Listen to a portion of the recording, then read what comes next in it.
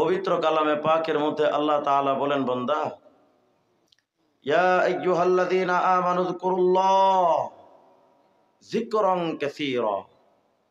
আল্লাহ তাআলা বলেন যে হে আমার বান্দারা, আমি আল্লাহ পাকের স্মরণ বেশি বেশি করো।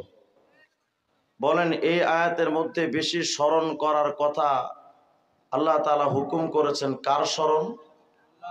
সবাই বলেন।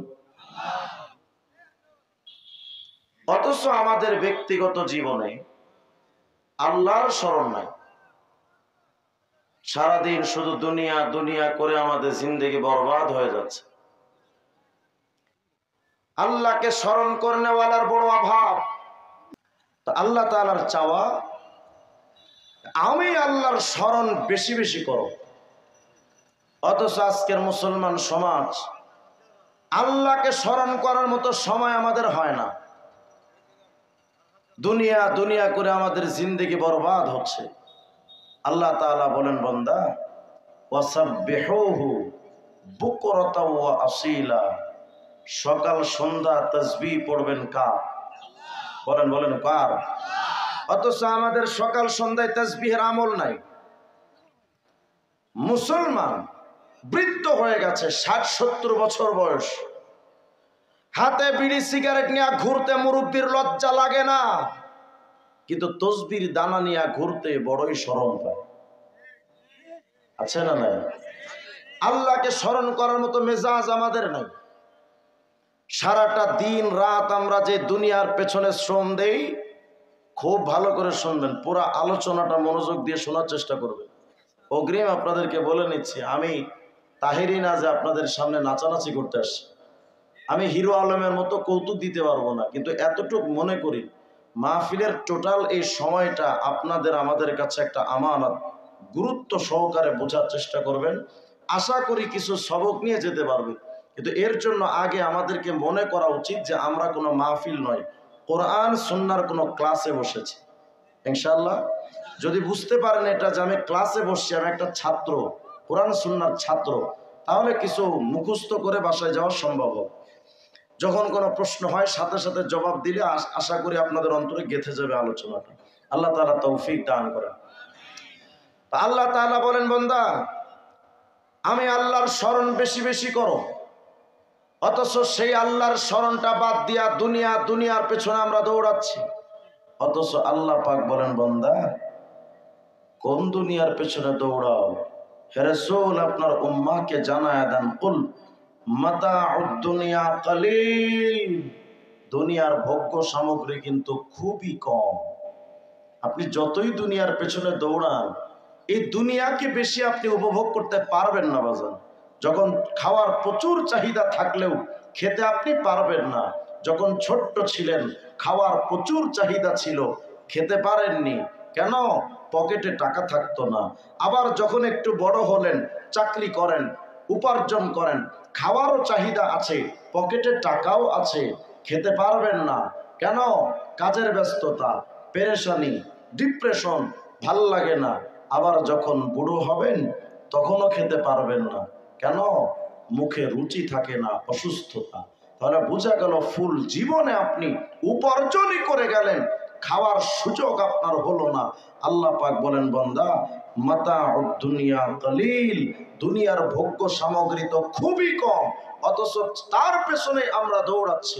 অথচ যেই আল্লাহ পাক তার নিজের স্মরণ করার কথা মানব জাতিকে বললেন, ওই আল্লাহকে যদি আপনি আমি স্মরণ করতে পারতাম, সকাল 8টা থেকে রাত 8টা পর্যন্ত ডিউটি করেন, দোকানে শ্রম দেন, খেত খামারের সময় দেন, সকাল 8টা থেকে রাত 8টা পর্যন্ত ডিউটি করার পর মাস শেষে বেতন কত? হয়তো 20,000, 40-50 অথবা 1 লাখ বা 1 কোটি না মাসিক ইনকাম করেন। এর বেশি তো সাধারণত বাঙালি ইনকাম করতে পারে না।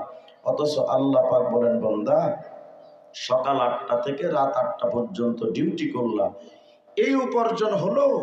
আর আমি আল্লাহর জন্য এত টাইম লাগে না, জাস্ট 1 সেকেন্ডের আমল, 1 সেকেন্ড, বেশি না, শুধু 1 সেকেন্ড আমি আল্লাহকে ডাক দিবা, আমি আল্লাহ তোমাকে 1000, 2000, 10,000 না, এত এত এত এত নেকি দিব ওই 1 সেকেন্ডের আমলের বিনিময় এত বেশি নেকি আমি তোমাকে দিব, তুমি কল্পনাও করে পারবে না।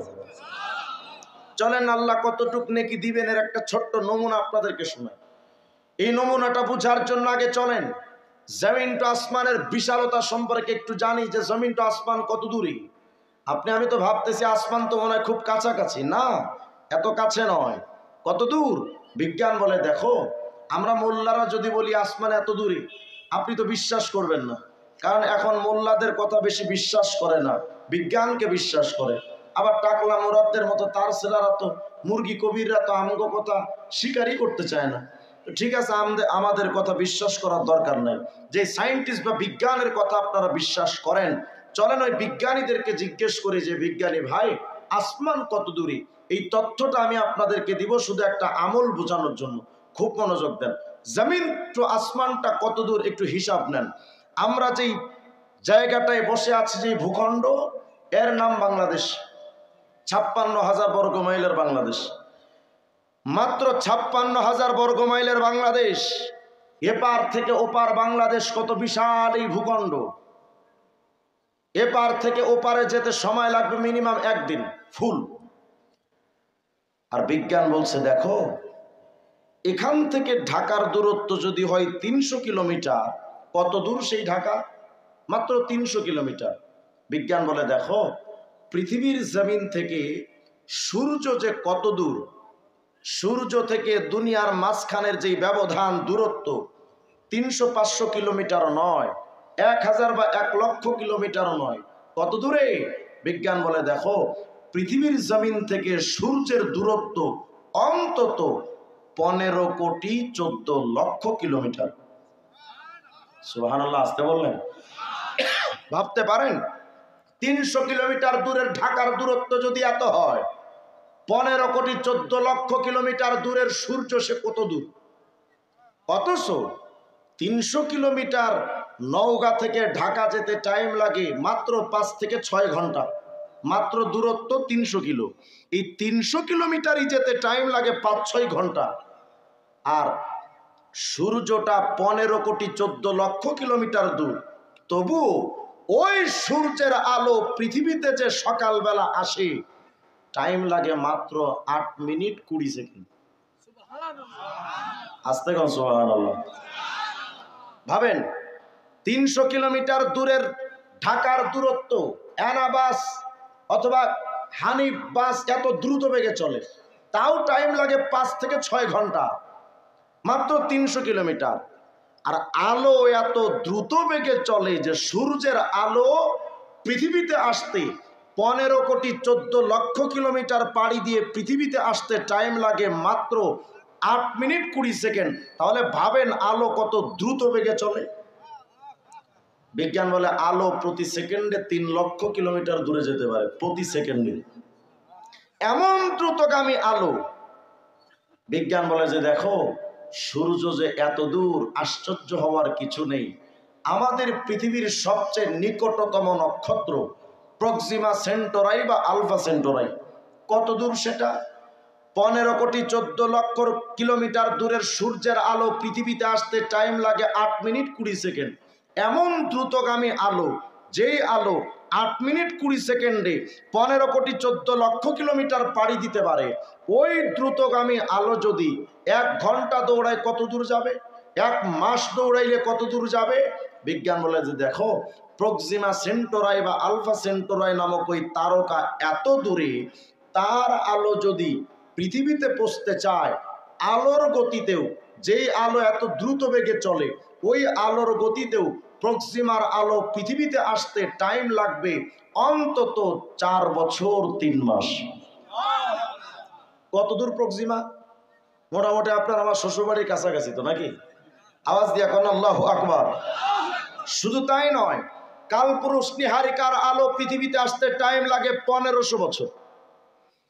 আমরা যে গ্যালাক্সিতে ছায়াপথে বসবাস করি তার নাম মিল্কি ওয়ে গ্যালাক্সি, তার আলো পৃথিবীতে আসতে সময় লাগে 2700 বছর।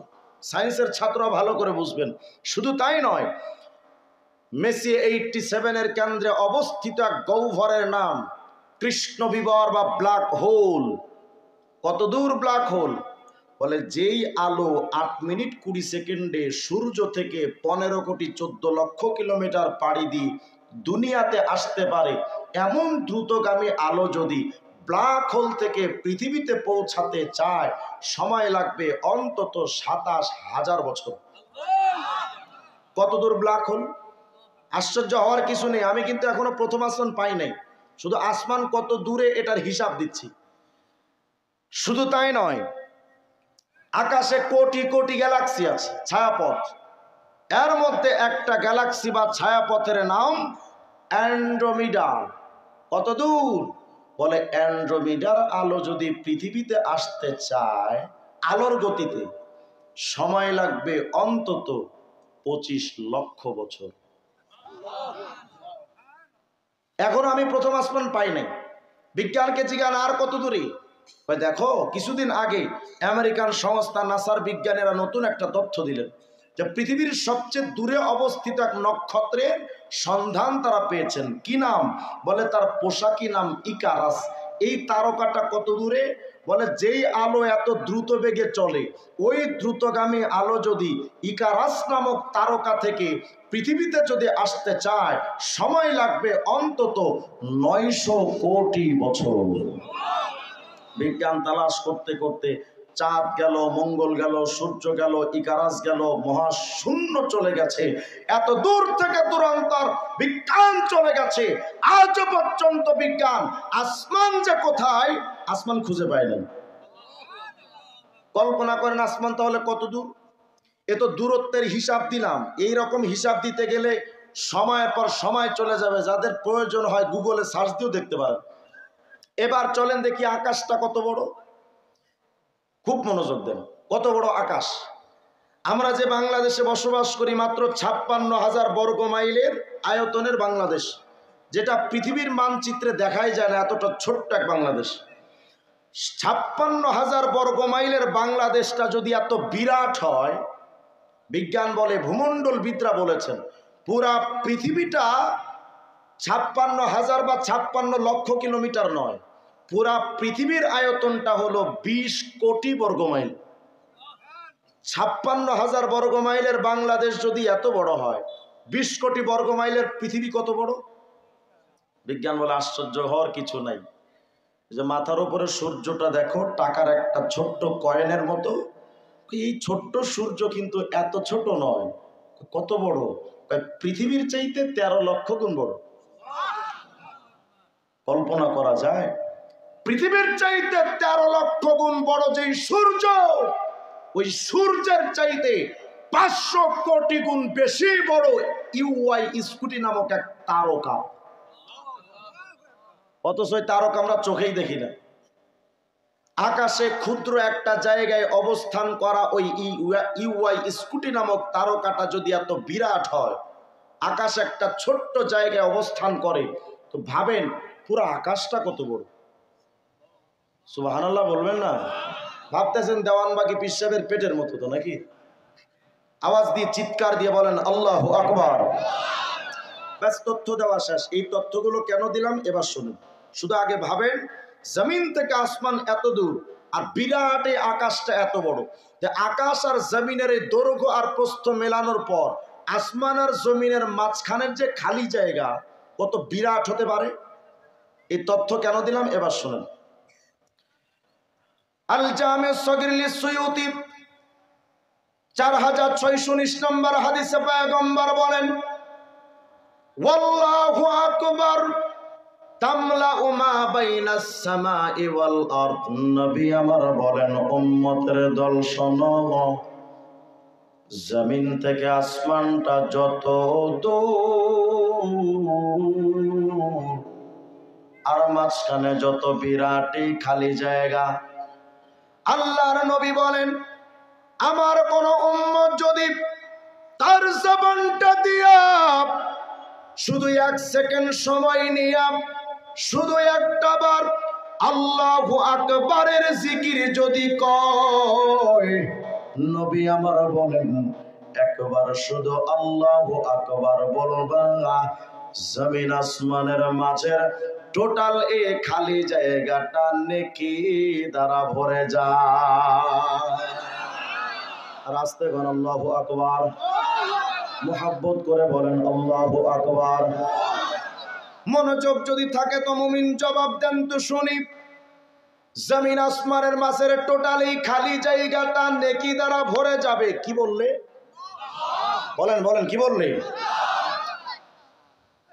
আল্লাহর নবী আবার বলেন, শোনো রে উম্মতের দল, লাউ আন্নাদ দুনিয়া কুল্লাহা বিহাদাফিরিহা ফি ইয়াদি রাজুলিন মিন উম্মতি সুম্মা ক্বালা আলহামদুলিল্লাহ লাকানাল হামদু আফযালা মিন যালিক। আল্লাহর নবী আমার বলেন, ফাতহুল কাদির লিশ-শাওকানি খণ্ড পৃষ্ঠা 17 বর্ণনা। আল্লাহর নবী আমার বলেন, এই উম্মতের দল শোনো, পুরা পৃথিবীটা যত বড় হোক না কেন, এই নওগাঁ জেলাটা যত বড় হোক না কেন, এই উম্মতের দল, তুমি যদি পুরা নওগাঁ জেলাটার মালিক তুমি একলা হও, তুমি কত বিরাট ধনী। রাজশাহী বিভাগটার মালিক যদি তুমি একলাই হও, তুমি কত বিরাট ধনী। শুধু তাই নয়, নবী আমার বোঝাতে চান, শুধু নওগাঁ আর রাজশাহীর মালিকানা নয়, ঢাকার গুলশান, বনানী, যাত্রাবাড়ি, সায়দাবাদ, পল্টন, গুলিস্তান, বসুন্ধরা, টোটাল ঢাকা শহরের মালিক যদি তুমি একলা হও। আল্লাহর নবী আমার বোঝাতে চান, শুধু তাই নয়, এই উম্মতের দল শুনো, জমিনের এক প্রান্ত থেকে অপর প্রান্ত পর্যন্ত টোটালি বাংলাদেশের ভূখণ্ডের মালিক যদি তুমি একলাই হও, শুধু বাংলাদেশ নয়, পেন্টাগন থেকে নিয়ে বিধানসভা, ওয়াশিংটন থেকে নিয়ে দিল্লির লালকেল্লা পর্যন্ত টোটাল এই ভূখণ্ডের মালিক যদি তুমি একাই হও, আরবের 22টা রাষ্ট্রের মালিক যদি তুমি একাই হও, শুধু পৃথিবীর মাটির মালিক নয়, পুরা পৃথিবীর মাটির মালিক, জমি জায়গার মালিক যদি তুমি একা হও, জমিনের নিচে যত সম্পত্তি আছে না কেন, যত স্বর্ণের খনি, রূপার খনি, হীরার খনি, ডায়মন্ডের খনি, সমস্ত খনিজ পদার্থের মালিক যদি তুমি একলা হও। আল্লাহর নবী আমার বুঝাতে চান, শুধু জমিন আর তার নিচের সম্পত্তি নয়, জমিনের উপরে যত গাড়ি, যত বাড়ি, যত মিল কলকারখানা, যত টাকা, যত রুপি, যত রিয়াল, দিনার বা দিরহাম বা ডলার, এক কথায় নবী আমার বোঝাতে চান, পুরা পৃথিবীর উপরের নিচের পৃথিবী সুদ্ধা টোটাল পৃথিবীর মালিকানা যদি তোমার হাতে চলে আসে, এই পুরা পৃথিবীটা বিক্রি করলে যত দাম, একবার আলহামদুলিল্লাহ বললে তার চাইতে বেশি মূল্যবান। বলেন আলহামদুলিল্লাহ। আবার বলেন, মুহাব্বত করে বলেন আলহামদুলিল্লাহ। মনোযোগ যদি থাকে তো জবাব দেন, জমিন আসমানের মাঝের টোটালি খালি জায়গাটা নেকি দ্বারা ভরে যাবে। জানো কি বললে? কি বললে? আবার বলেন। পুরা দুনিয়া বিক্রি করার চাইতে মূল্যবান নেকি হবে। জানো কি বললে? মুখস্থ করাচ্ছে, মুখস্থ করুন, বারবার বলবেন। জমিন আসমানের মাঝের টোটালি খালি জায়গাটা আল্লাহু আকবার বললে ভরে যায়। পুরা দুনিয়া বিক্রি করার চাইতে মূল্যবান নাকি আলহামদুলিল্লাহ বললে হয়। শুধু তাই নয়, এ তো জমিন টু আসমানের হিসাব দিলাম। এবার চলেন তো দেখি জমিন টু আসমানের উপরে আরো কোন কোন জগৎ আছে আল্লাহর নবীর আপন চাচাতো ভাই রাইসুল মুফাসসিরিন হযরত আব্দুল্লাহ ইবনে আব্বাস রাদিয়াল্লাহু আনহুমা বলেন, এ দুনিয়ার মানুষ শুনো, আব্দুরুল মানসুর লিসুয়ুতি 6 নম্বর খণ্ডের 416 নম্বর পৃষ্ঠার বর্ণনা। পয়গম্বর আরবীর সাহাবী বলেন, এই দুনিয়ার মানুষ, জমিন টু আসমানের এত দূরত্বের কথা শুই না আশ্চর্য হয়ে গেছো। আরে জানো, জমিন টু আসমান যত দূর, এত ছোট্ট একটা সৃষ্টি আল্লাহর, এর উপরে আরো কত বড় বড় সৃষ্টি আছে দেখো। লিকুল্লি সামাইন গিলাজু কুল্লি সামাইন 500 আম ওয়া বাইনা কুল্লি সামাইন ইলা সামাইন 500 আম ওয়া গিলাজু কুল্লি আরদিন 500 আম ওয়া বাইনা কুল্লি আরদিন ইলা আরদিন 500 আম। হযরত আব্দুল্লাহ ইবনে আব্বাস বলেন, শোনো রে, জমিন থেকে আসমানটা যত দূর, ওই আসমানের ছাদ আবার এমন সমপরিমাণ মোটা। আল্লাহু আকবার। জমিনটা আসমান যত দূরে, আসমানের ছাদ আবার এমনটা পুরো। এই আসমানের ওপর থেকে নিয়ে দ্বিতীয় জমিনের মাঝখান পর্যন্ত আবার এমন খালি জায়গা, দ্বিতীয় জমিনটাও আবার এমন মোটা। এই জমিনে যে বসে আছি এটার নিচে আসমান যত দূর, এটার নিচের তলদেশ তত দূর। হযরত আব্দুল্লাহ ইবনে আব্বাস বলেন, জানো রে, জমিনের এক প্রান্ত থেকে আসমান পর্যন্ত যত বড়, আল্লাহ পাকের 7টা জমিন এমন মোটা, 7টা আসমান এমন মোটা, 7টা জমিন তো আসমান এমন খালি জায়গা, 7টা আসমান তো আসমান আবার এমন খালি জায়গা। এক তবক জমিন আসমান যদি এত বড় হয়, তাহলে 7 তবক জমিন আসমান টোটালটা কত বড়? আস্তে কোন আল্লাহু আকবার। এখন তো পুরা পেরেশানিতে পড়ে গেছেন যে হুজুর, এক তবক জমিন আসমানের যে হিসাব আপনি দিলেন, ওই তুলনায় তো আমার অস্তিত্বই নাই। 7 তবক জমিন আসমানের মতো আমার মতোই পুনটারে যদি রাখা হয়, আমারও খুঁজে পাওয়া যাবে? আপনি আমি সৃষ্টির সাথে এতটাই ক্ষুদ্র, এতটা ছোট, সামান্য বিমানে উঠলেই তো টাকলা মুরাদদের দাম বেগো তার বড়ত্ব খুঁজে পাওয়া যায় না। অথচ টাকলা মুরাদরা কয় সংবিধান থেকে আল্লাহর নাম উঠায় দিম। আমি বললাম, তোর ওই সংবিধানে আমার আল্লাহর নাম থাকলেও কি আর না থাকলেও কি, আমার আল্লাহ তো আল্লাহই। 7 তবক জমিন আসমানের প্রত্যেকটা ইঞ্চি মাটি আল্লাহর তাসবিহ পড়ে, তোর সংবিধানে আল্লাহর নাম না থাকলে আমার আল্লাহর এক বিন্দু পরিমাণ ক্ষতি হবে না। আশ্চর্য ব্যাপার। আবার কত বড় বড় কথা কয় মোল্লাদের লগে বাহাস করবে, বাহাস। হেফাজতের বেইল নাই, শর্মনাগো বেইল নাই। টাকলা মোরাদে কইছিল কয় মোল্লা গো বেইল নাই। আমি তাকায় দেখলাম চান্দর মাথায় চুল নাই। কত বড় পাওয়ার। 7 তবক জমিন আসমান এত বড়, বলেন তো এই 7 তবক জমিন আসমানের স্রষ্টা একমাত্র কে? বলেন বলেন কে? এখন প্রশ্ন হলো, হুজুর 7 তবক জমিন আসমান যদি এত বড় হয়, তো আমি মানুষ তো অনেকটাই ক্ষুদ্র। তাহলে আমার পাল্টা প্রশ্ন হলো, আপনি অহংকার করেন কিসের জন্য? বলেন। আল্লাহর যদি এত বড় বড় সৃষ্টি আছে, আর কত বড় বড় সৃষ্টি। আর একটা ইসরায়েলি রেওয়ায়াত শুনেন, হযরত মূসা আলাইহিস সালামের নাম শুনেন নাই? মূসা আলাইহিস সালাম একদিন আল্লাহকে বলতেছেন, আল্লাহ, এই 7 তবক জমিন আসমান আপনি বানালেন, আর আপনি আমার তাহুমা তাদেরকে হুকুম করেছিলেন ইতিয়া তাওআন আও কারহা, হে আসমান জমিন, আমি আল্লাহ তুম করে বানাইছি, তোমরা আমি আল্লাহর কথা মতো চলবা। তা আল্লাহ, আসমান জমিন তো আপনার কথা মতো চলে। মূসা আলাইহিস সালাম বলেন, আল্লাহ, ইন আসায়াক, যদি আসমান জমিন আপনার কথা না শুনতো তো আপনি করতেন কি? মনে করেন আসমান জমিন আল্লাহ আপনার কথা মতো চলে না, আমরাই তো আল্লাহর কথাই চলি না, কথা বলেন, আমরা আল্লাহর কথা মানি? তাহলে এই ক্ষুদ্র মানব, 3.5 হাত বডির মানুষ, এরা আপনার কথা শোনে না। এই 7 তবক জমিন আসমানের মতো বিশাল সৃষ্টি যদি আপনার কথা না মানতো, আপনি করতেন কি? আল্লাহ পাক বলেন, মূসা রে, 7 তবক জমিন আসমানটারে বড় সৃষ্টি মনে করছো তুমি? এই মূসা, লাউ কুনতু আমরু দাব্বাতাম মিন দাওয়াবি ফাতাবতালিউহুমা। এই মূসা, স্পেশাল ব্রাঞ্চের মধ্যে আমি আল্লাহ কিছু পশু বানায় রাখছি। কিছু পশু আছে স্পেশাল ব্রাঞ্চে। ওই পশুগুলো কত বড় জানোস রে মূসা? যদি আসমান জমিন আমি আল্লাহর কথা না মানতো, ওই পশুগুলোর মধ্যে একটা পশুরে যদি আমি আল্লাহ হুকুম করতাম সাতবক জমিন আসমানটারে একটা লুকমা বানায় গিলে ফালাইতো, ওই পশুর গলায় আটকাতো না।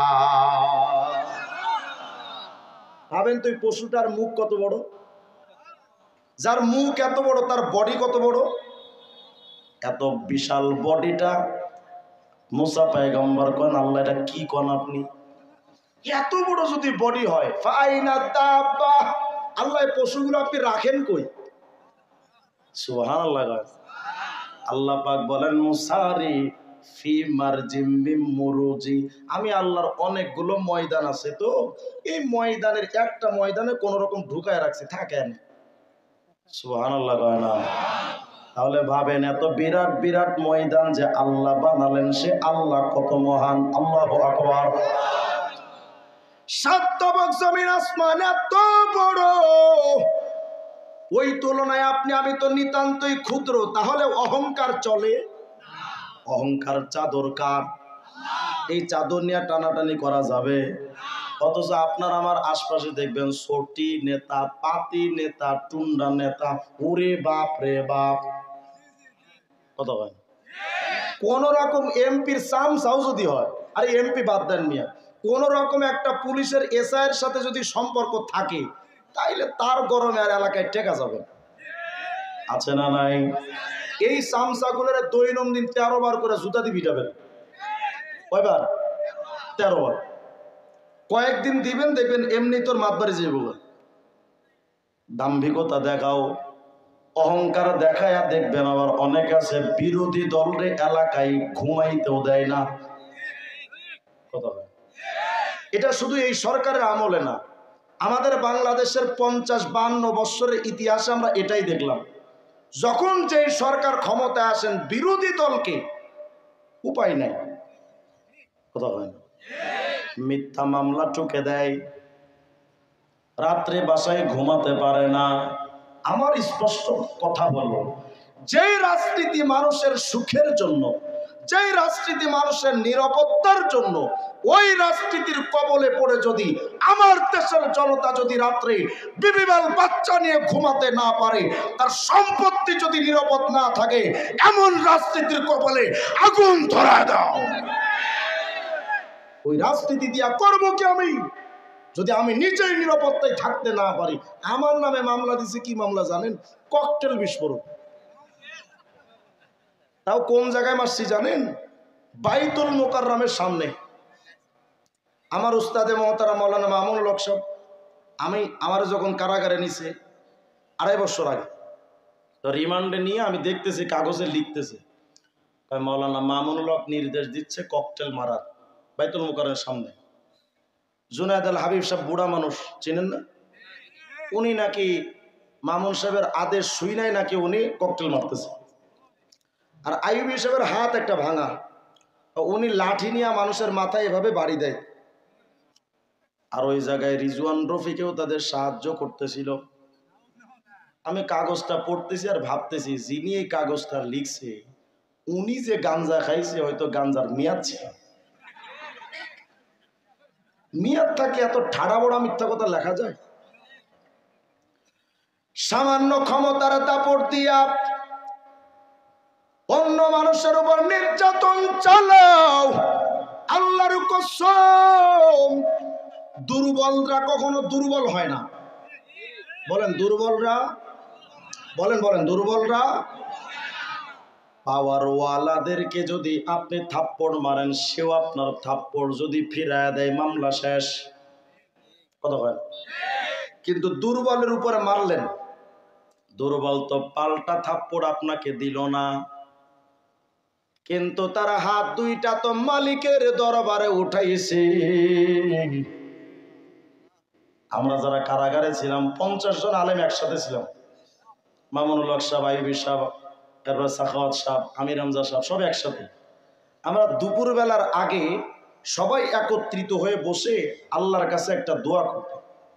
কি দোয়া জানেন? আল্লাহ, আমরা তো দুর্বল, শক্তি তো নাই, গ্রেফতার হয়ে আছি। আল্লাহ, আমাদের বাচ্চারা কাঁদে, বাপ মা কাঁদে, আমাদের চোখ থেকেও পানি ঝরে। আমরা তো দুর্বল, প্রতিশোধ নিতেও পারবো না। তবে আল্লাহ তোমার দরবারে ফরিয়াদ, এই বিচারটা আল্লাহ তোমার কুদরতি দরবারে দিয়া দিলাম, তুমি বিচার করো। আল্লাহর কসম করে বলি, বছরের পর বছর নির্যাতন চালানোর পর আফগানিস্তান থেকে আমেরিকা যেমন লেজ গুটিয়ে পালাতে বাধ্য হয়েছে মোল্লাদের ঠাডানির ঠেলায়, এই বাংলার জমিনেও যেই দিন অবস্থাটা ঘুরে যাবে, কোন জালেম বাংলাদেশে টিকতে পারবে না। দুর্বলদের দুর্বল মনে করেন না, শক্তিবানদের সাথে থাকে তার ক্ষমতা আর টাকা, আর দুর্বলের সাথে থাকে স্বয়ং, কত হয় না, স্বয়ং। সাত তবক জমিন আসমান এত বিরাট, মনে আসেনি আপনাদের? এত বিরাট আসমান জমিন। এখন তো আপনি প্রশ্ন করতে পারেন যে হুজুর, সাত তবক জমিন আসমান যদি এত বড় হয়, আমি মানুষ তো এতটাই ক্ষুদ্র, আমার তো খুঁজেই পাওয়া যাবে না। আল্লাহর নবী বলেন, না না, এমনটা মনে করো না, তোমারে খুঁজে পাওয়া যাবে না। কেন? যদি এমনটা ভাবো তাহলে একটা হাদিস শোনো, আল মুস্তাদরাক আলা সহিহাইন লিল হাকিম 155 নম্বর হাদিস। নবী আমার বলেন, লাউ আন্না দুনিয়া কুল্লাহা, আল্লাহর নবী আমার বলেন, এ উম্মতের দল শুনো, ফাইন্নাস সামাওয়াতি ওয়াল আরদা ওয়া মা ফীহিন্না লাউ উদিয়াত ফি কিফাতিল মিজান ওয়া উদিয়াত লা ইলাহা ইল্লাল্লাহ ফিল কিফাতিল উখরা কানাত আরজাহা মিনহুমা। আল্লাহর নবী আমার বলেন, শোনো রে, সাত তবক জমিন আসমান যত বড় হোক না কেন, এই টোটাল সাত তবক জমিন আসমানটারে যদি মিজানের একটা পাল্লায় ঢোকায় রাখো, আর যদি জবান দিয়া 1 সেকেন্ড সময় নিয়া একবার শুধু কালেমে তৈয়বা লা ইলাহা ইল্লাল্লাহ, এই কালেমাটা যদি শুধু একটা বার পড়ো, এই একবার কালেমার জিকিরের মাধ্যমে যেই নেকিটা হয়, এই নেকি যদি মিজানের আরেক পাল্লায় রাখা হয়, সাত তবক জমিন আসমানের পাল্লাটা হালকা, তোমার একবার কালেমার জিকিরের নেকির পাল্লাটা ভারী হয়ে যাবে। বলেন না মোহাব্বতে লা ইলাহা ইল্লাল্লাহ, লা ইলাহা ইল্লাল্লাহ, লা ইলাহা ইল্লাল্লাহ, লা ইলাহা ইল্লাল্লাহ। আওয়াজ দিয়ে বলেন আল্লাহু আকবার। কষ্ট হচ্ছে মনে আপনাদের? এ তো সাত তবক জমিন আসমান পর্যন্ত গেলাম। আচ্ছা, এবার চলেন তো দেখি মিজানের পাল্লা কত বড়। ইবনে রজব হাম্বলি রাহিমাহুল্লাহর কিতাব জামিউল উলুম ওয়াল হিকাম খণ্ড 2 পৃষ্ঠা 18, নবীর সাহাবী হযরত সালমান আল ফারসি রাদিয়াল্লাহু আনহু বলেন, ইউদাউল মিজান ইয়াউমাল কিয়ামাহ, কিয়ামতের ময়দানে মিজানের পাল্লা তো এভাবে রাখা হবে। এই পাল্লাগুলো এক একটা পাল্লা এত বড়, ফালা উজিনা ফিহিস সামাওয়াতু ওয়াল আরদু লাওয়াসিয়াত আরি, সাত তবক জমিন আসমান যত বড় হোক না কেন, এই টোটাল সাত তবক জমিন আসমানটারে একত্রিত কইরা মিজানের একটা পাল্লাই যদি ঢুকাও, সাত তবক জমিন আসমান ঢুকে যাবে, কিন্তু মিজানের পাল্লার একটা পাল্লারও পেট ভরবে না। আসতে বলেন সুবহানাল্লাহ। ভাবেন তো মিজানের পাল্লা তাহলে কত বড়। ওই পাল্লায় যদি আপনার আমার নেকি রাখা হয়, খুঁজে পাওয়া যাবে? কথা হয় কই যাবে? কি মিয়া আমল করেন, 55 বছর আকিস বিড়ি। কথা হয় এরপরে 50-60 বছর পরে যা যখন বুস্টুজ হয়, কোন রকম তাবলিগে গিয়ে একটু সুবহানাল্লাহ আলহামদুলিল্লাহ কয়ে কবরে গেছেন। এই আমল যদি রাখা হয়, মিজানের পাল্লায় খুঁজে পাওয়া যাবে? এলে আমল কইরা লাভ কি? হ্যাঁ, এই টেনশনটা একদিন দাউদ নবীর হয়েছিল। দাউদ আলাইহিস সালামের প্রমাণ কিতাবের নাম তাফসির রুহুল মাআনি, লেখক সৈয়দ মাহমুদ বাগদাদি আলুসি রাহিমাহুল্লাহ, খণ্ড 17 পৃষ্ঠা 54। আমার বন্ধু মুস্তাফিজের মাদ্রাসা আজকে কিতাবটা দেখলাম, রুহুল মাআনি 17 নম্বর খণ্ডের 54 নম্বর পৃষ্ঠার বর্ণনা। হযরত দাউদ নবী বলেন, আল্লাহ ইয়া ইলাহি মানিল্লাযী ইয়াকদিরু আইয়ামলা কিফাতাহু হাসানাত। ও আল্লাহ, মিজানের পাল্লা যদি এত বড় হয়, এমন কোন নেককার আছে যেই নেককারের নেকি দিয়া মিজানের পাল্লা ভরা যাবে? এমন নেককার তো আমি দাউদ নবীও দেখি ঠিকই না। সুবহানাল্লাহ। আমাদের নবী যেটা বলছেন এটা তো শুনলে খুশি হয়ে যাবে। সুবহানাল্লাহ। দাউদ আলাইহিস সালাম এমন নেককার খুঁজে পায় না। আমাদের নবী বলেন, উম্মতের দল এমন নেককার তো আমার উম্মতের ভেতরে আজকের এই মাহফিলেই ভুরি ভুরি আছে। আর আস্তে কোন সুবহানাল্লাহ। কিতাবের নাম আল জামিউস সগীর লিসুয়ুতি 4619 নম্বর হাদিস। নবী আমার বলেন, এ উম্মতের দল শুনো, মিজানের পাল্লা এত বড়, ওয়া সুবহানাল্লাহ তামলাউ নিসফাল মিজান। আমার কোন উম্মত যদি জবানটা দিয়া 1 সেকেন্ড সময় নিয়া শুধু একটা বার সুবহানাল্লাহ যদি কয়, পুরা মিজানের পাল্লার অর্ধেকটা পাল্লা ভরে যায়। আর আস্তে কোন সুবহানাল্লাহ। এখন তো কইবেন হুজুর পাল্লা তো অর্ধেক ভরছে, পুরাটা তো ভরে নাই। নবী আমার বলেন পুরাটাও ভরবে, 1 সেকেন্ডের আমল আছে। কি আমল? নবী বলেন, আলহামদুলিল্লাহ তামলাউল মিজান। 7 তবক জমিন আসমান দিলে যেই মিজানের পাল্লাটা ভরে না, আমার কোন উম্মত যদি একবার শুধু আলহামদুলিল্লাহ কয়, পুরা মিজানের পাল্লাটা নেকি দ্বারা টইটুম্বর হয়ে যায়। বলেন সুবহানাল্লাহ, আলহামদুলিল্লাহ, আল্লাহু আকবার, লা ইলাহা ইল্লাল্লাহ, লা ইলাহা ইল্লাল্লাহ, লা ইলাহা ইল্লাল্লাহ, লা ইলাহা ইল্লাল্লাহ। আওয়াজ দিয়া কোন আল্লাহু আকবার। তাহলে বলেন তো জিকির করবেন কার? কেল্লা বাবা, আল্লাহ বাবা, ওরে বাবা, তাহিরি বাবা। আমার তাহিরি বাবাদের তো বাপের অভাব নাই, সারাদিন শুধু মুর্শিদে মুর্শিদে কইরা আমার ঘুম আসে না, শয়নে আমারে বলে বাগ মুর্শিদ কেমন নাই মাশাআল্লাহ।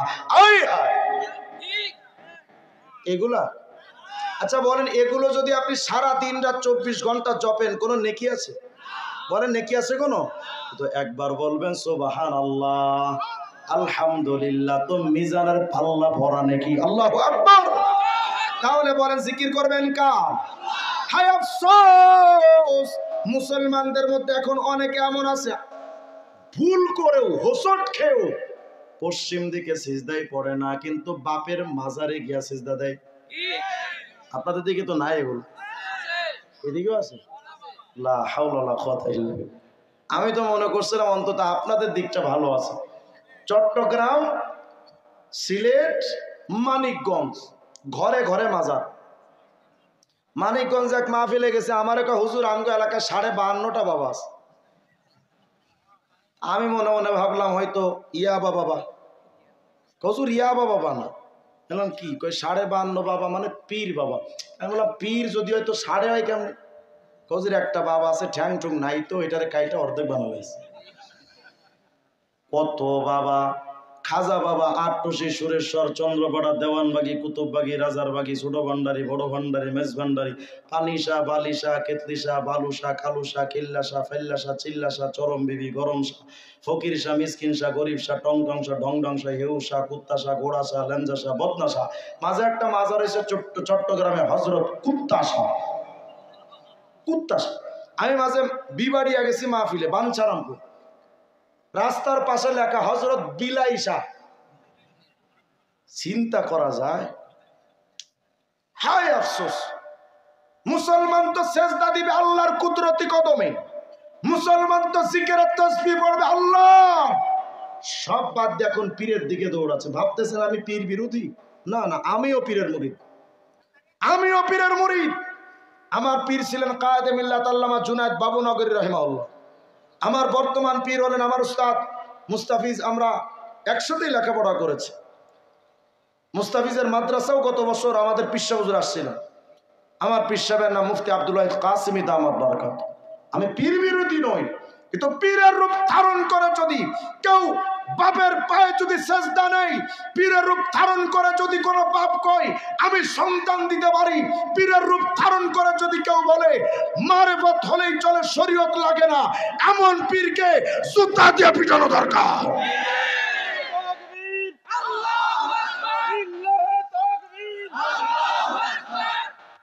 সন্তান দেওয়ার মালিক কে? বাবার কাছে গিয়ে কয় বাবা সন্তান দে, খবর নিয়ে দেখলাম বাবারই সন্তান। কথা হয় না। সন্তান দেওয়ার মালিক কে? বলেন বলেন কে? সন্তান দেওয়ার মালিক পীর তো দূরের কথা, বিশেষ করে মহিলারা এই কথাগুলো বিশেষ করে শুনবেন। বাচ্চা না হইলে মাজারে গিয়ে পড়ে থাকে, আছে না নাই? মাজারের নামে মান্যত করে, অথচ মাজারের নামে মান্যত করার সাথে সে বেঈমান হয়ে যায়, সাথে সাথে বেঈমান হয়ে যায়।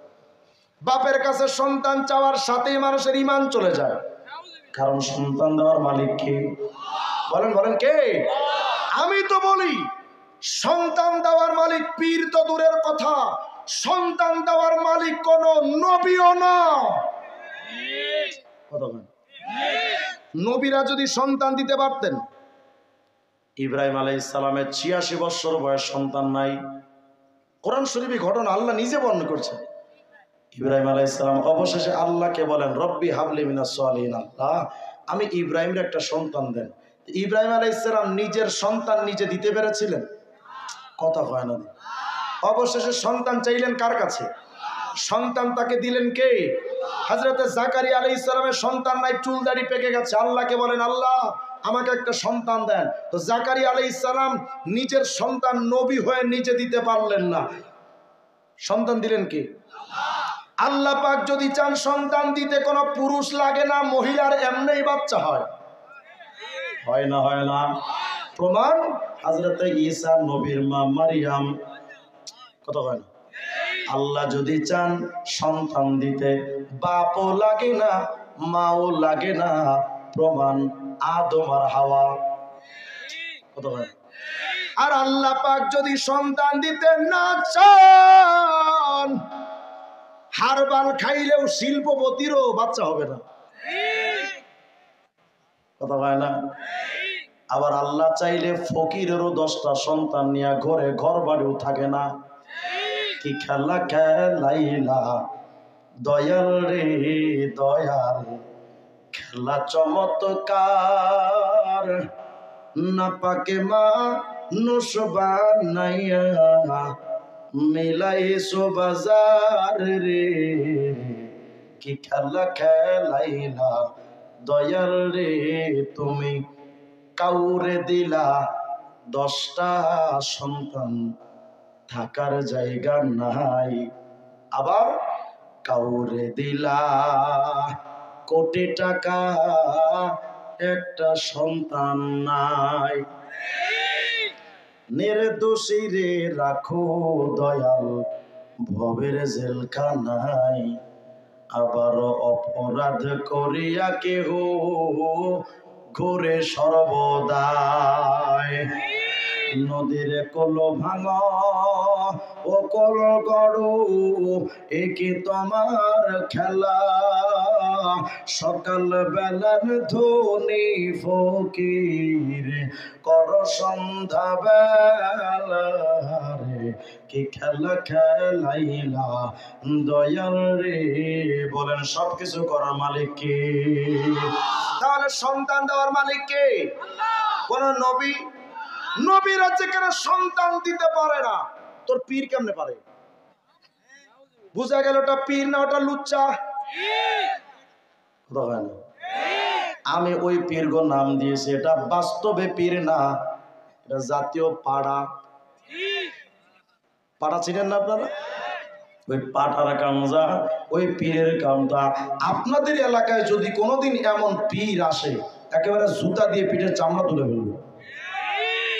কারণ ওরা যদি আপনি না ঠেকান, কদিন পর আপনার বিবির ইজ্জত নষ্ট করবে, আপনার ভাবির ইজ্জত নষ্ট করবে। এই জন্য ইজ্জত হেফাজতের জন্য এমন পীরগুলোকে সাইজ করা দরকার। প্রস্তুত থাকবেন ইনশাআল্লাহ? নামাজ নাই, কালাম নাই, মাথায় জ্বর, বাউল, গাঞ্জা খায়। হুজুর আমরা গাঞ্জা গুঞ্জা খায় না। কি কাউ কয় সিদ্ধি, কি নাম? আমি বললাম সিদ্ধি তো গাঞ্জা হারামি। হুজুর খবরদার সিদ্ধির বিরুদ্ধে কইবেন না। কেন? সিদ্ধি একটা বরকতের খাবার। আচ্ছা, এত বড় বরকতের খাবার, সিদ্ধি খাইলে কি হয়? হুজুর বুঝেন না, সিদ্ধি খাইলে বুদ্ধি বাড়ে। এমন বুদ্ধি বাড়া বাসে, সিদ্ধি খায় বাড়িতে এসে বউরে কয়, ও মা দুটো ভাত দেওয়া যাবে, বুদ্ধি বাড়ছে। হাই রে কপাল পোড়া, এখন পীর রে খোদা মনে করে। খোদা খোদা কয়, পীরি খোদা, পীরি নবী। কয় পীরি আল্লাহ, পীরি নবী। নাউজুবিল্লাহ, আসতে বলবেন আপনারা? এই কথাটার আবিষ্কারক কে জানেন? বাংলাদেশে যত বাউল ফাউল শিল্পী আছে, এদের মূল গুরুর নাম হলো লালন শাহ। কে? লালন। লালন, আমার গাড়িতে লালনের বই আছে। আমি 7টা বই কিনেছি 10-15 দিন আগে লালন ফকিরের। লালন ফকির লিখেছে, যেহি মুর্শিদ সেহি রসুল সেহি খোদা। যিনি আল্লাহ, তিনি মুর্শিদ, তিনি রসুল, ইহাতে নাই কোনো ভুল। লালন এ কথা কয় না, কোরআনে কয়। মানে কোরআনে নাকি আছে যে পীরি খোদা, পীরি রসুল। নাউজুবিল্লাহ, আসতে বলবেন আপনারা? এমন ভণ্ড আপনার আমার এলাকায় মাঝভান্ডারের পীর আছে, তাদের আকীদাও এটা। বেলায়েত মুতলাকা নামক বইয়ের মধ্যে লিখছেন মাঝভান্ডারী মুরিদ, মাঝভান্ডারীর দ্বিতীয় পীর লিখেছে বেলায়েত মুতলাকায় যে পীরি খোদা, পীরি নবী। আমরা পীর মুরিদি করি, কিন্তু পীরের নামে যদি কেউ ভণ্ডামি করে, ওই পীর মুরিদি আমরা সাপোর্ট করব? করব? যদি এইদিকে কোনো ভণ্ড আসে, চুপচাপ বসে থাকবেন? কোন মাজার, এখন তো বাথরুমেও মাজার হয়, কথা হয় না। কদিন পরে বাথরুমটারে দাফন দিয়া লাল সালু টানায়, এটাও বাজার বানায়। আস্তাগফিরুল্লাহ আল আযীম। আল্লাহ আমাদেরকে এই শয়তানি থেকে হেফাজত করুন। তাহলে বলেন তো, মুসলমান জিকির করবো কার? আচ্ছা, মনোযোগ যদি থাকে তো জবাব দেন তো শুনি। বলেন তো, জমিন আসমানের মাঝের টোটালি খালি জায়গাটা নেকি দ্বারা ভরে যাবে যেন, কি বললে? আবার বলেন। পুরা দুনিয়া বিক্রি করা চাইতে মূল্যবান নেকি হবে যেন, কি বললে? 7 তবক জমিন আসমানের চাইতে ভারী নেকি হবে কোন কালেমার জিকিরে? বলেন, বলেন না, বলেন না। মিজানের পাল্লার অর্ধেকটা নেকি দ্বারা ভরে যাবে, কি বললে? পুরা মিজানের পাল্লাটা নেকি দ্বারা ভরে যাবে, কি বললে? আচ্ছা, এখন তো মিজানের পাল্লাটা ভরলেন, কিন্তু যদি অবস্থাটা এমন হয়, কি কষ্ট হচ্ছে নাকি আপনাদের? কষ্ট হইলে বইলেন। মিজানের পাল্লাটা ভরলো, এখন প্রশ্ন করতে পারেন যে হুজুর, নেকির আমল করলাম তো মিজানের পাল্লা ভরলো, তাও বুঝলাম, কিন্তু হুজুর আমি তো এত ভালো মানুষ না, আকাম কুকাম জীবনে যা করছি, তো কিয়ামতে গিয়া তো দেখবো যে আমার গুনার পাল্লাও ভরা। তো আপনি আমল দিলেন, আমল করলাম, মিজানের পাল্লা ভরলো, কিন্তু গুনাহ যা করছি তো নেকি, গুনাহের পাল্লাটাও ভরা থাকবে। তো নেকির পাল্লাও ভরা, গুনার পাল্লাও ভরা। ফাকাইফা আদখুলুল জান্নাত, এখন জান্নাতে যাব কেমনে? জান্নাতে যেতে তো নেকির পাল্লা ভারী হতে হবে। এই গুনার পাল্লা সমান সমান যদি 50-50 সেম টু সেম হয়, তাইলে জান্নাতে যাব কেমনে? ইমাম ফখরুদ্দিন রাজি এক আজীব কথা লিখেছেন তাফসিরে রাজি, খণ্ড 2 পৃষ্ঠা 125 মধ্যে ইমাম রাজি বলেন, এ আল্লাহর বান্দা শোনো, আলহামদুলিল্লাহ সামানিয়াত আহরুফ। ইমাম রাজি বলছেন আলহামদুলিল্লাহর মধ্যে 8টা হরফ আছে। বলেন কয়টা? আলিফ লাম হা মিম দাল লাম লাম হা। কয়টা? আলহামদুলিল্লাহর হরফ 8টা। ইমাম রাজি বলেন শোনরে আবওয়াবুল জান্নাতি সামানিয়া, জান্নাতের দরজাও কিন্তু 8টা। আল্লাহু আকবার। ইমাম রাজি বলেন শোনো, فمن قال هذه الثمانية عن صفاء قلبي استحق الثمانية أبواب الجنة।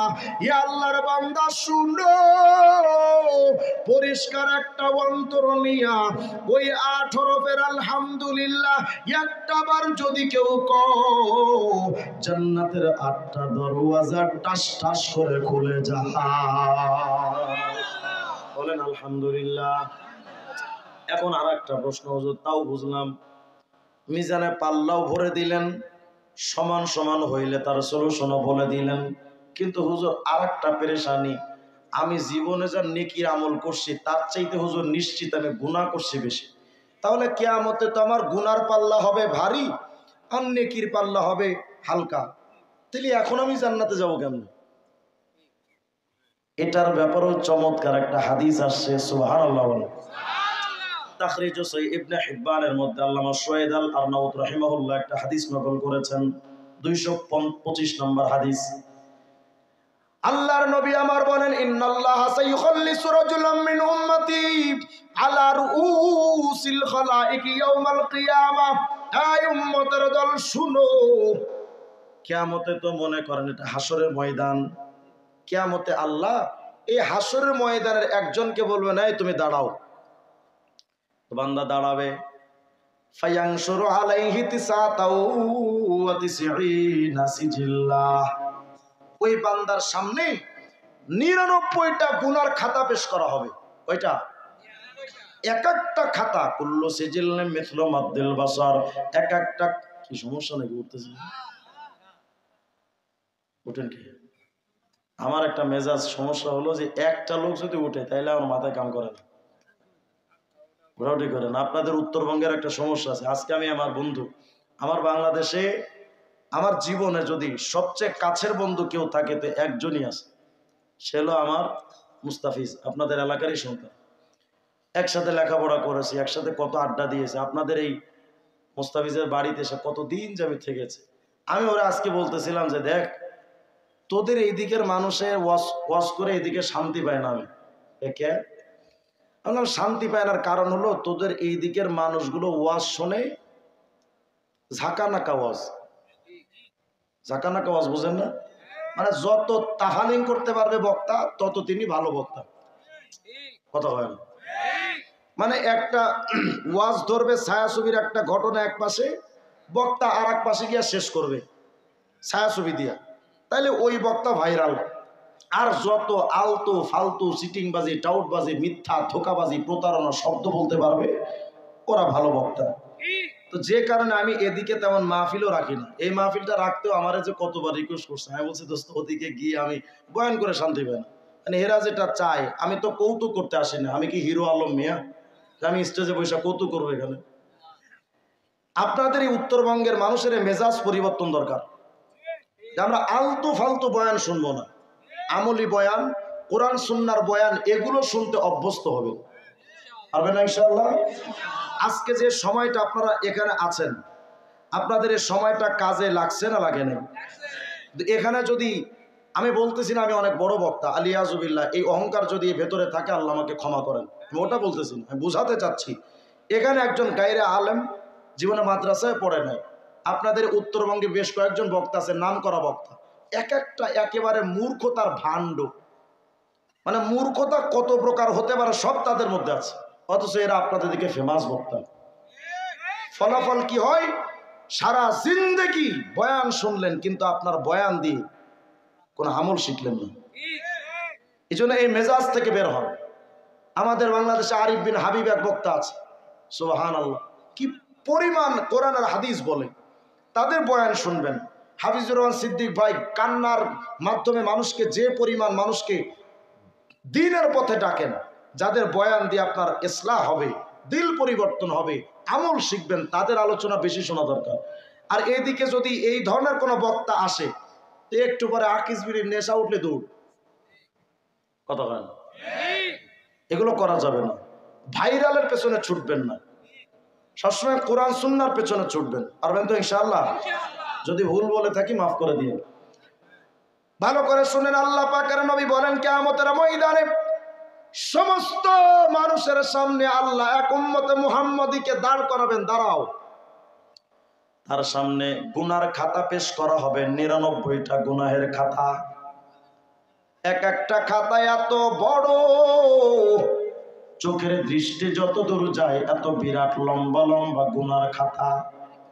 আমাদের চোখের দৃষ্টি কত দূর যায়? ওই 15 কোটি 14 লক্ষ কিলোমিটার দূরের সূর্যও তো দেখি।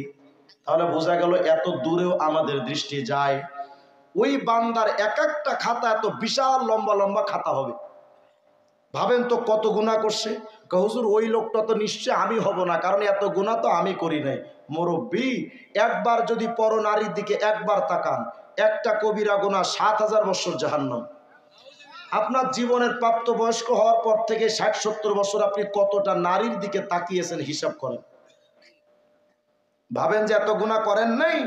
এই যে দাড়িটা রাখছেন, দাড়ি এক মুষ্টি থেকে যদি সামান্য একটু ছোট করেন, ছাটের অথবা শেভ করেন, 24 ঘন্টা জিনা করলে যে গুনাহ হয় সে গুনাহ হতে দেবে। তাহলে আপনার জীবনের শুরু থেকে আজ পর্যন্ত কত গুনাহ হয়েছে আপনার। কিয়ামতের ময়দানে এই যে টাকনুর নিচে দেখবেন কাপড় পরে মুসলমানের সন্তান, টাকনুর নিচে কাপড়, অথচ টাকনুর নিচে যতক্ষণ পর্যন্ত কাপড় থাকে, মা আসফালা মিনাল কাবাইরি মিনাল ইজারি ফিন্নার, যতক্ষণ পর্যন্ত টাকনুর নিচে কাপড় থাকে পুরুষের, ততক্ষণ জিনা করলে যে গুনাহ সেই কবিরা গুনাহ হতে থাকে। এত সহজ নয়। বউরে তো ছেড়ে দিয়েছেন বেপরদায়, ওই বউরে যে কয়টা পুরুষে দেখবে প্রত্যেকটা তাকানোর বিনিময়ে একটা কবিরা গুনাহ 7000 বছর জাহান্নাম। বউ যেমন 7000 বছর, স্বামীও তেমন 7000 বছর জাহান্নামী। মেয়ে বোন বেপরদায় ছেড়ে দিয়েছেন, হিসাব করেন আপনি কত গুনাহ করছেন। তো কিয়ামতের ময়দানে বান্দা দাঁড়াবে 99টা গুনার খাতা। আল্লাহ পাক এখন এই বান্দাকে বলবেন, এই বান্দা শোন। সমস্ত হাসরবাসী দাঁড়ায় রয়েছে, পিনপতন নীরবতা। ওই বান্দাকে আল্লাহ বলবেন, বান্দারে শোনো, এই যে 99টা গুনার খাতা, আতঙ্কের মিনহা শাইআ, এই বান্দা এই যে গুনাহ তুই করছিলি, তুই কি অস্বীকার করতে পারবি? না আল্লাহ, কেমনে অস্বীকার করব? গুনাহ তো করছি। কারণ ওই আদালতে তো অস্বীকার করার সুযোগ, বলেন সুযোগ। আমাদের বাংলাদেশ সহ বিশ্বের আদালতে তো সত্যরে মিথ্যা বানানো যায়। আমার উস্তাদে মোহতারাম হালাল বউ নিয়ে গেলেন রিসোর্টে, মামলা দিছে ধর্ষণ। কথা হয় না? সত্যরে মিথ্যা বানানো যায়, আল্লাহর আদালতে সম্ভব। আল্লাহ পাক বলবেন, বান্দা এই গুনাহ কি অস্বীকার করতে পারবা? কয় না আল্লাহ, আমি সত্যি সত্যি গুনাহ করছি। আল্লাহ বলবেন, তাহলে শোনো, আযলামাকা কাতাবিয়াল হাফিজুন, আমার কোন ফেরেশতারা কি, আমার কোন ফেরেশতারা কি এই গুনাহগুলো বাড়ায় বাড়ায় লিখছে নাকি? তো বান্দা বলবে যে না আল্লাহ, বানায় বানায় লেখে নাই, সত্য সত্য লিখেছে। আল্লাহ পাক বলবেন, এই বান্দা শুনো, আফালাকা উযরুন, এই যে এতগুলো গুনাহ, তুমি কি কোনো গুনাহ করার পর এখন কোনো অজুহাত টজুহাত পেশ করবা যে আল্লাহ আমি এই অজুহাতে আমি গুনাহটা করছি, আল্লাহ আমারে মাফ করে দেন, এমন কোনো অজুহাত টজুহাত কি আছে? তো বান্দা বলবে যে না আল্লাহ, কোনো অজুহাত নাই, গুনাহ করছি, দায় স্বীকার করছি, আল্লাহ কোনো কিছু বলতে চায় না, আমি সত্যি সত্যি গুনাহ করছি। এবার এক রাওয়ায়াতের মধ্যে আসে, বান্দাকে ধরে টেনে হিঁচড়ে জাহান্নামের দিকে নেওয়া হবে। ইদান সাইহু ইয়াসিহু মিন ইনদির রহমান, হাদিসের মধ্যে আসে, হঠাৎ করে আল্লাহ পাকের এক ফেরেশতা পেছন থেকে ঘোষণা দিয়া বলবেন, কিফু, এই ফেরেশতারা দাঁড়াও, ওই বান্দারে কই নিয়ে যাও, গুনার খাতা ভারী, ও জাহান্নামে, ওরে জাহান্নামে নিয়ে যায়। ফেরেশতারা কয় না না, নিও না, দাঁড়াও, আল্লাহ বলেছেন ওই বান্দার নামে একটা আমল নাকি এখনো হিসাব বাকি আছে, ওরে জাহান্নামে নিও না, এই ফেরেশতা দাঁড়াও। সুবহানাল্লাহ কয় না? উম্মত তখন থরথর করে কাঁপতেছে, এই যে জাহান্নামে গেলাম, এই যে জাহান্নামে গেলাম। আল্লাহ বলবেন এই বান্দা শোন, এত কাপড়কে আমি আল্লাহ না আছি, শোন বালা ইন্দালাকা ইন্নালাকা ইনদানা হাসানা, বান্দা আমি আল্লাহর কাছে তোর একটা নেকি জমা আছে। কারণ বান্দা তো একটু খুশি হয়েছে, যাক অন্তত একটা নেকি তো আছে। ফাতুখরাজু লাহু বিতাকা, আল্লাহ একটা কাগজ বের করবেন, এমন সাদা কাগজ। বান্দাই কাগজের দিকে তাকা দেখবে, ওই কাগজের মধ্যে লেখা লা ইলাহা ইল্লাল্লাহু মুহাম্মাদুর রাসূলুল্লাহ। আল্লাহু আকবার। বান্দা তাকা দেখবে কাগজের মধ্যে কালেমা তৈয়বাটা লেখা, মানে বান্দা জীবনে একবার কালেমা তৈয়বা পড়ছিল লেখা। বান্দা কইব যে আল্লাহ মাহাদিল বিতাকা মাহাদিস সিজিল্লাত, আল্লাহ আপনি এটা কি করলেন, কি সমস্যা? 99টা গুনার খাতা, আমার এত বড় বড় খাতা, আর আপনি দিয়েছেন হুদায় আমার একটা পৃষ্ঠা, কি কাজে আসবে এটা? আল্লাহ বলেন লা যুলমা আলাইকাল ইয়াউম, এ বান্দা আমি আল্লাহ তো জালেম না, সুবহানাল্লাহ বলেন না। এই বান্দা আমি আল্লাহ জালেম না, একটা কাম কর, উহজুর ওয়াজনাক, ওই যে মিজানের পাল্লা আছে না, বেশি কথা কবি না, আগে ওই মিজানের পাল্লার কাছে যা। তো বান্দা কাগজটা নিয়া আস্তে ধীরে ধীরে মিজানের পাল্লার কাছে গেছে, না জানি কি হয়, না জানি কি হয়, না জানি কি হয়। মিজানের পাল্লার কাছে গেছে, যা দেখে গুনার পাল্লাটা ভারী, নেকির পাল্লা হালকা। আল্লাহ বলবেন বান্দারে কাম কর, ওই কালেমায়ে তৈয়বার যে কাগজটা তোর হাতে দিছিলাম, ওইটা তোমার নেকির পাল্লার উপর চাপায়া দাও। বান্দা আস্তে ধীরে চাপায়া দিল। আল্লাহর নবী আমার বলেন ফাতাশাতি সিজিল্লাত ওয়া সাকুলাতিল বিতাকা, বান্দা যখন কাগজটা চাপাবে 99টা গুনার পাল্লা মুহূর্তের মধ্যে হালকা, নেকির পাল্লা ভারী, বান্দা জান্নাতে। কয়বারের কালেমা বলেন, বলেন কয়বার বলেন?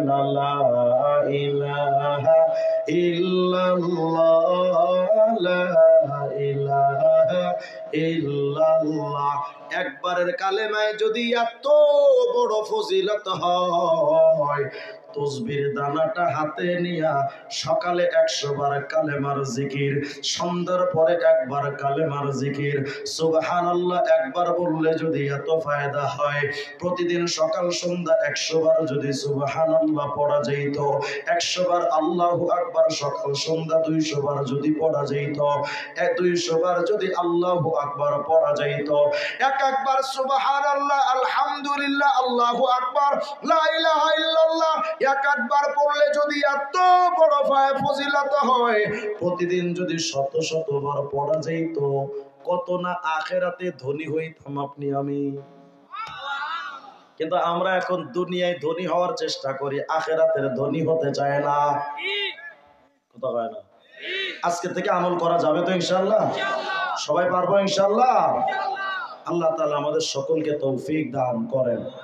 আগামীকাল সকালে বা দুপুরে বাজারে যাবেন, বাজারে যায়া একটা তসবির দানা কিনবেন, পারবেন না ইনশাআল্লাহ? তসবির দানা, এই তসবির দানা হাতে রাখলে দেখবেন অটোমেটিক জবান চলে। কথা হয় না? আপনার মুখস্থ করে পড়া লাগবে না, সুবহানাল্লাহ। তসবির দানা হাতে রাখলে দেখবেন এই তসবির দানায় আপনারা বারবার কইব এই সুবহানাল্লাহ ক, আলহামদুলিল্লাহ ক, আল্লাহু আকবার বলেন। কথা কয় না? এজন্য হাতে একটু তসবির দানা রাখতে অভ্যস্ত হব ইনশাআল্লাহ। সর্বশেষ আপনাদেরকে একটা কথা বলি ভাইরা, এই মুরব্বীরা, জীবনের 60-70টা বছর আপনার চলে গেছে। এই যে আপনার হায়াত, হায়াতের শুরু থেকে নিয়ে এই পর্যন্ত আপনার হায়াত শেষ, মাত্র এই একটু সময় আপনার বাকি আছে। মুরব্বী, মুখের দাড়িগুলো যে সাদা, এটা দুনিয়ার কোন রঙিন কালার নয়, এটা কাফনের কাপড়ের কালার। এখান থেকে যে আপনি বাসায় ফিরে যাবেন কোনো গ্যারান্টি? এখানেই তো কত বাবা বসে আছে নিজের সন্তানকে নিজের হাতে কবরে রাখছে, নাই মনে হয়? যদি না থাকে তো বাস আমার দিকে তাকান। আমি এমন এক হতভাগা বাবা, আমি আমার নিজের বাচ্চার কাফনের কাপড় নিজের হাতে কিনেছি। আমার বাচ্চার জানাজা আমি নিজে পড়িয়েছি, আমি জানাজার ইমাম আর আমার বাচ্চাটা লাশ। এই তো দুনিয়া, এই তো দুনিয়া। প্রতিদিন তো কাফনের ফ্যাক্টরি থেকে কাফন বের হয়, হুট করে কবে জানি আপনার আমার কাফন বের হয়ে যাবে টের পাবো। ভাইরা, এখন যে বাড়ির দিকে যাবেন, যাওয়ার সময় ছোট্ট একটা আমল করে বাড়ি যাবেন। রাসূল বলেছেন সবচাইতে উত্তম ওয়াজ হলো মৃত্যুর কথা চিন্তা করা। বক্তা ডেকে এত ঘন্টার পর ঘন্টা ওয়াজ করলে যতটুক ফায়দা হয় না, 1 মিনিট মৃত্যুর কথা নিয়ে চিন্তা করলে তার চেয়ে বেশি ফায়দা হয়। আজকে যখন বাড়ির দিকে যাবেন, তো যাওয়ার সময় রাস্তার দুটো পাশে একটু তাকায় দেখেন তো, নিঝুম অন্ধকার বাঁশবাগানে একা একা কত কাল ধরে কত লাশ পড়ে আছে, ওদের দেখার মতো কেউ নাই, আছে না? নাই? এই মুরব্বী, আগামী 2 দিন পর, 5 দিন পর, 1 মাস, 1 বছর, 2 বছর পর যখন আপনি মারা যাবেন, ঠিক এই কবর আপনার ঠিকানা হতে যাচ্ছে। এটা লিখে নেন। সবে বরাতে মালাকুল মউতের কাছে আল্লাহ একটা কাগজ ধরায় দেন, আগামী 1 বছর কারা কারা মারা যাবে সবার নামের লিস্ট মালাকুল মউতের হাতে চলে আসছে। এমন যদি হয় আমি রিজওয়ান রফিকের নামটাই লিস্টে, আগামী রমজান আমার দোয়া হবে না। কিসের অপেক্ষা এখনো করেন? সামানা তৈরি করেন, কবরের ফিকির করেন। এই দুনিয়ার সব কিছু রেখে যাবেন, কিচ্ছু আপনার সাথে যাবে না। আমল করবো তো ইনশাআল্লাহ। আমরা এখন দোয়া করতে যাব। দোয়ার মধ্যে আমরা সবাই চোখটা বন্ধ রাখবো এবং জীবনের আখেরি মোনাজাত মনে করে দোয়া করা, এমন মানসিকতা তৈরি করা যে হতে পারে এটা জীবনে আমার শেষ দোয়া, এরপরে আর তৌফিক হবে না। মৃত্যুর কথা চিন্তা করে, কবরের কথা ভেবে, হাদিসের মধ্যে আসছে রাসূল করিম আলাইহিস সালাম বলেন, ইবকু কাদু ফা ইল্লাম তাস্তাতিউ ফাতাবাকাউ, কান্না না আসলে কান্নার ভান ধরো। এজন্য চোখের থেকে পানি ঝরানোর চেষ্টা করা। আমাদের এমনও কপাল পোড়া মুসলমান আছে 50-60 বছর হয়ে গেছে, কিন্তু আল্লাহর জন্য আজও 1 ফোঁটা চোখের পানি তার ঝরেনি। কত বড় কপাল পোড়া তারা। এজন্য চোখের পানি ঝরানোর চেষ্টা করা, অভ্যাস করার ফিকির করা। চোখের পানি ছাড়া আল্লাহর রাগ কন্ট্রোল করা যায় না। আল্লাহর রাগ ঠান্ডা করার একটাই আমল চোখের পানি। এই জন্য চোখের পানি বেশি বেশি ঝরানোর চেষ্টা করা। আল্লাহ তাআলা যেন আমাদের সবাইকে মাফ করে দেন।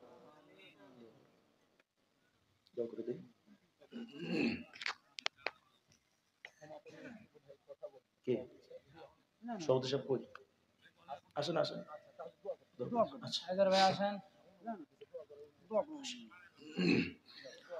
আলহামদুলিল্লাহি রাব্বিল আলামিন। ربنا ظلمنا أنفسنا وإن لم تغفر لنا وترحمنا لنكونن من الخاسرين رب العالمين। গভীর রজনীতে আপনার কিছু নেককার বান্দাদের কিনে আমি গুনাহগার হাত তুলেছি। আয় আল্লাহ, মেহেরবানি করে জিন্দেগির সব গুনাহগুলো মাফ করে দেন আল্লাহ। আল্লাহ, যেই যুবক ভাইরা এই মাহফিলের আয়োজন করেছেন, গ্রামবাসীরা যারা এই মাহফিলটার আয়োজন করলেন, টাকা পয়সা বুদ্ধি পরামর্শ দিয়া শ্রম দিয়া বিভিন্ন ভাবে যারা সাহায্য করলেন, রব্বুল আলামিন মেহেরবানি করে সবার এই চেষ্টা প্রচেষ্টাকে নাজাতের ওসিলা বানায়া দেন আল্লাহ। রব্বুল আলামিন এই মাহফিলে যারা বয়ান করেছেন সমস্ত বক্তাদেরকে কবুল করে নেন আল্লাহ। আমার বন্ধুবর শেখ মুফতি মুস্তাফিজ রশিদি হাফিজাহুল্লাহকে আল্লাহ আপনি ভরপুর কবুল করেন। তার জবানটাকে দেশ এবং জাতির জন্য আল্লাহ আপনি কবুল করেন। আল্লাহ তার বাবা মা উভয় অসুস্থ, পরিপূর্ণ শিফা দান করেন। তার বাবা মাকে সন্তানের মতো ভালোবাসেন আল্লাহ। মেহেরবানি করে তার বাবা মার সমস্ত সুস্থতা আপনি আসমানি ভাবে ফয়সালা করেন রব্বুল আলামিন। মাসুম ভাইকে আপনি কবুল করেন, তাদের জীবনের সমস্ত চাওয়া নেক চাওয়াগুলো কবুল করেন, তাদের মাদ্রাসাটাকে আপনি ভরপুর কবুল করেন। এই মাহফিলে যারা সাহায্য সহযোগিতার উদ্যোগ নিয়েছেন প্রত্যেকটা সদস্যকে সিদ্দিকে আকবরের মতো কবুল করেন, ওমরে ফারুকের মতো কবুল করেন, পাক্কা ঈমানওয়ালা বানায় দেন আল্লাহ।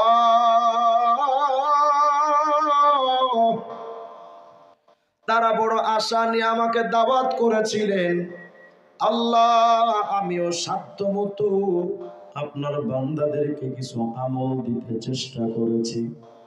আপনি তো নিজেই দেখেছেন আল্লাহ, কোন কৌতুক করে তোমার বান্দাদেরকে আমি বসায় রাখি নাই। আমি তোমার কিছু আমলের কথা বলেছি, তারা সব সুখ শান্তি বাদ দিয়া, কান সুখের ফিকির বাদ দিয়া আমল শেখার জন্য দীর্ঘ টাইম তারা এখানে বসেছিলেন। আল্লাহ মেহেরবানি করে আমাদেরকে জাকিরিনদের কাতারে শামিল করেন আল্লাহ রব্বুল আলামিন। আল্লাহ হাত তুলেছি বড় আশা নিয়া, আয় আল্লাহ জীবনে অনেক গুনাহ হয়ে গেছে, সব গুনাহগুলো মেহেরবানি করে ক্ষমা করে দেন। আমার মা বোনদেরকে কবুল করেন আল্লাহ। 5 ওয়াক্ত নামাজ পড়ার তৌফিক আমাদের সবাইকে দেন। পর্দা পুশিদাই লক্ষ্য করে চলার তৌফিক দান করেন আল্লাহ। এক মুষ্টি দাড়িওয়ালা বানান, ইশকে নবী ইশকে সুন্নাহ আমাদের অন্তরে দান করেন আল্লাহ। আয় রব্বুল আলামিন, এই যে হাত তুললাম, এমন তো হতে পারে এই হাত তোলাটা আমার জীবনের শেষবারের তোলা হাত। মাবুদ, প্রতিদিন তো কাফনের ফ্যাক্টরি থেকে কাফন বের হয়, আমার কাফনের আগেই তো আপনি আমার বাচ্চার কাফন তৈরি করেছিলেন। কবে জানি হঠাৎ করে আমার জিন্দেগির কাফনটা বের হয়ে যাবে। ঢাকা পার হয়ে, গাজীপুর টাঙ্গাইল পার হয়ে, আয় রব্বুল আলামিন বগুড়া পার হয়ে, নওগাঁ পার হয়ে নজিপুর বাজারে কতগুলো যে কাফনের কাপড় হাজির।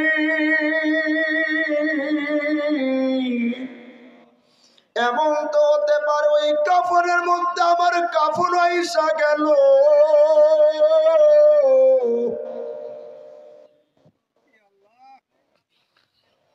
আয় আল্লাহ, কবে জানি আমার জিন্দেগির কাফনটা আপনি পাশে হঠাৎ পৌঁছায় দিবেন আল্লাহ। মালাকুল মউতের কাছে যে 1 বৎসরের মৃত মানুষের লিস্টটা পাঠিয়ে দিলেন, ওই লিস্টের মধ্যে যদি আমার নামটাও থেকে যায়,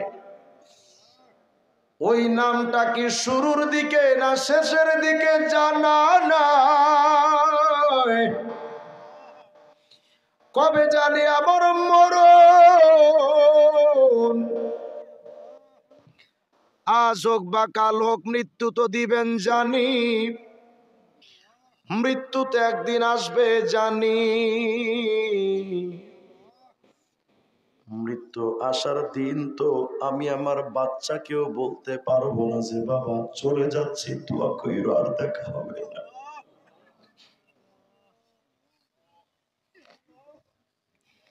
আমার মারেও তো বলতে পারবো না, আম্মু এত কষ্ট করে লালন পালন করছিলা, আর তোমাদের সাথে আমার থাকা হলো না। আমার তো জানা নাই আমার মৃত্যুটা আমার বাবার আগে না সন্তানের আগে। আমার লাশটা কি আমার বাবার কাঁধে না সন্তানের কাঁধে?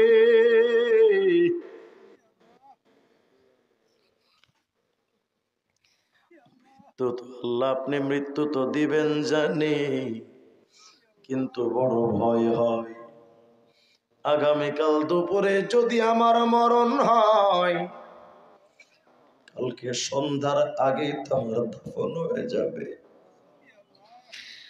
সন্ধ্যার আগেই তো ভয়ঙ্কর বাঁশবাগানে আমাকে সবাই কবরের মধ্যে নামায়া দিয়ে আসবে।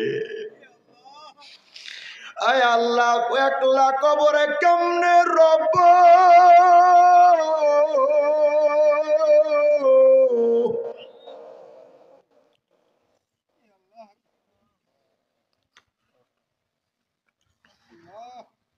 আবার আপনার নবী বলেছেন, বেঈমানরে কবরে রাখলে সাথে সাথে কবরের মধ্যে ৯৯টা বিষাক্ত সাপ হাজির।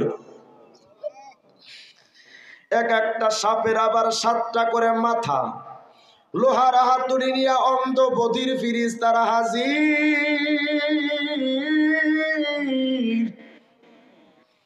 জাহান্নামের পোশাক, জাহান্নামের বিছানা বিছায়া দেয়।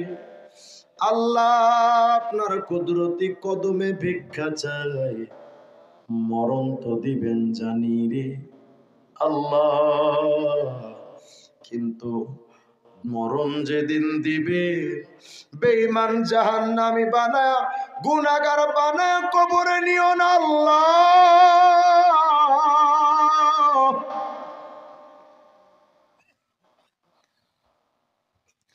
আয় আল্লাহ, জাহান্নামী বানায়া কবরে নিয়েন না।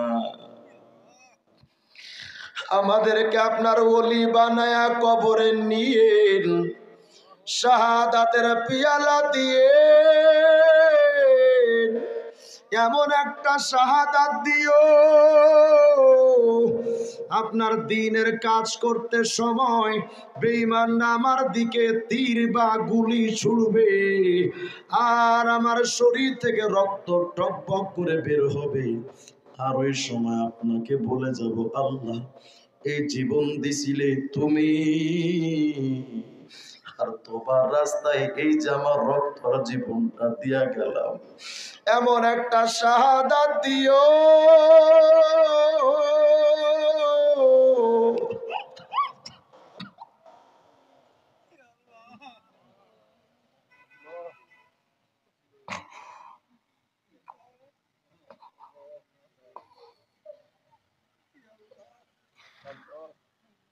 হার্ট অ্যাটাকের মরণ দিয়েন না আল্লাহ, স্ট্রোক আর অ্যাক্সিডেন্টের মরণ দিও না,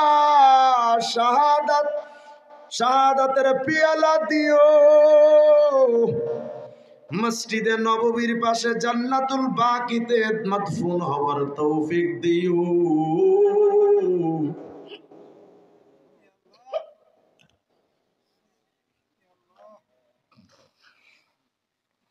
আয় আল্লাহ, সমস্ত হাজী সাহেবদেরকে কবুল করেন, যারা এবছর যাবেন সবার যাওয়ার রাস্তাটা আসান করে দেন। আয় রব্বুল আলামিন, যে আপনার বান্দারা হাত যে তুলেছেন, জানি না কার অন্তরে কোন তামান্না, কোন আশা, কষ্ট, দুঃখ নিয়ে হাত তুলেছেন, আপনি জানেন। ওগো অন্তর্যামী রে, সবার মনের সমস্ত জ্বালা দূর করে অশান্ত অন্তরটাকে প্রশান্ত করে দেন আল্লাহ। আয় আল্লাহ, ফিলিস্তিনে মুসলমানদের হেফাজত করে।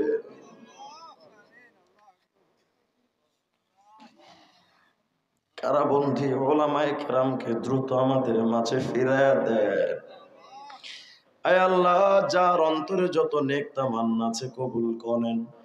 সাল্লাল্লাহু তাআলা আলা খায়রি খালকিহি মুহাম্মাদিন ওয়া আলিহি ওয়া আসহাবিহি আজমাইন, আমিন।